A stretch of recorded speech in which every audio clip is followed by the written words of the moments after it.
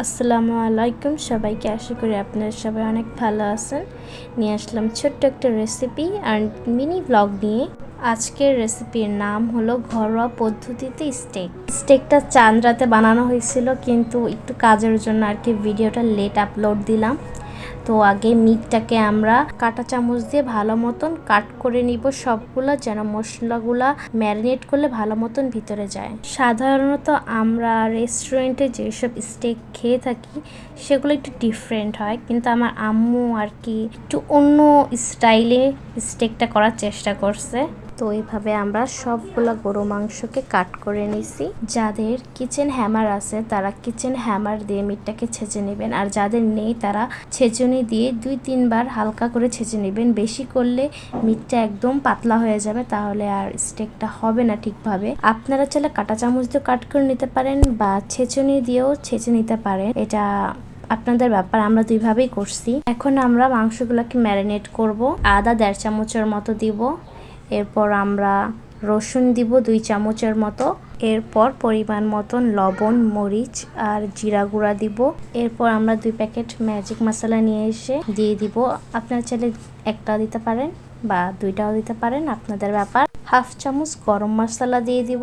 এরপর একটা লেবু পুরাটা চিপে দেন দিয়ে দিব। আপনারা চাইলে সয়া সসও ব্যবহার করতে পারেন। আমরা তারপরে টমেটো সস দিয়ে দিব সাথে, বা অন্য কোনো সসও ব্যবহার করতে পারেন। তারপরে পেঁয়াজ মরিচ বাটা দিব 2-3 চামচ, তাহলে টেস্ট আরও বেশি ভালো হয়। এরপর সবগুলাকে ভালো মতন একসাথে মিক্স করে নিব, যেন মশলাগুলা ভালো মতন মাংসটার ভিতরে যায়। মাংসের ভিতরে যত মশলা যাবে তাহলে তত বেশি স্বাদটা আমাদের মুখে আসবে আর অনেক বেশি ফ্লেভারফুল হবে। মিটটাকে আমরা একদিনের জন্য ফ্রোজেন করতে রাখছিলাম, যেন মাংসর ভিতরে ভালো মতন মশলাগুলো যায়। আপনারা চাইলে 30 মিনিট রাখতে পারেন বা 10 মিনিট রেখেই রান্না করতে পারেন। আমরা পুরো একদিন রাখছিলাম। এরপর আমরা চাঁদ রাতে এটাকে কুক করছিলাম। তেল 1 কাপ বা পরিমাণ মতন নিব।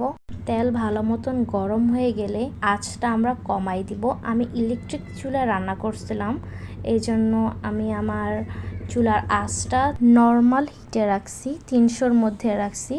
আপনারা যদি চুলায় করে থাকেন তাহলে একদম লো হিটে রাখবেন। এরপর সবগুলা মাংসের পিস আমরা দিয়ে দিছি, সাথে তেলগুলাও দিয়ে দিছি। তারপর ঢাকনা দিয়ে এগুলাকে কিছুক্ষণের জন্য রেখে দিব। আমি বারবার ঢাকনাটা সরায় দেখতেছি যে হয়েছে নাকি মাংসগুলা। এরপর ঢাকনা উঠায় আমরা এটাকে একটু উল্টায় পাল্টা নিতেছি ভালো মতন। মাংসের উপরে দেওয়ার জন্য একটা সসও আমরা বানাইছি, কিন্তু ওই সসটার রেসিপি আমি দেখাইতে পারিনি। এটা আমি অন্য ভিডিওর মাধ্যমে দেখাই দেবনি। সসটা আসলে বানানো হয়েছিল একটু টমেটো কেচাপ, রসুন আর ধনিয়া পাতা দিয়ে, আর সাথে একটু জিরা গুঁড়া দেওয়া হয়েছিল। তারপর এগুলা গরু মাংসের উপরে একটু একটু করে দিয়ে আমার আম্মু ভেজে নিতেছিল ভালো মতন।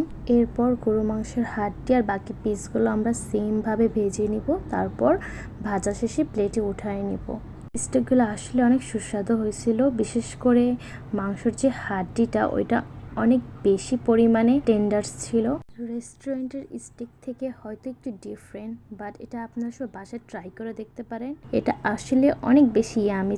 এটা অবশ্যই আপনারা বাসায় ট্রাই করবেন। এরপর আমাদের কমেন্ট বক্সে আমাদের জানাবেন। নিয়ে আসবো নতুন কোনো ভিডিও নিয়ে, নতুন কোনো রেসিপি নিয়ে। আশা করি আপনারা সবাই অনেক ভালো থাকবেন। সবাইকে আসসালামু আলাইকুম, টাটা।